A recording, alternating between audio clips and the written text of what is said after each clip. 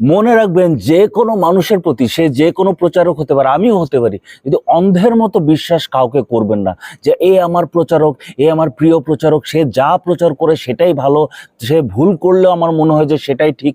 এমনভাবে অন্ধের মতো কাউকে বিশ্বাস করবেন না। কারণ প্রেরিত পুস্তকে স্পেশালি লেখা আছে যে যারা বিরীয়রা ছিল তারা বেশি ভালো ছিল। কেন?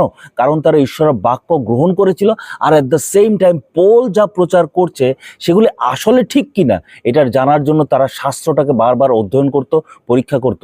এই জন্য আপনাদেরও খুব ইম্পর্টেন্ট জেনে রাখা যে প্রচারক যা ইচ্ছা প্রচার করুক, আমি হতে পারি, আপনার প্রিয় প্রচারক হতে পারে, সে যা ইচ্ছা প্রচার করছে, অন্ধের মতো সব বিশ্বাস করবেন না।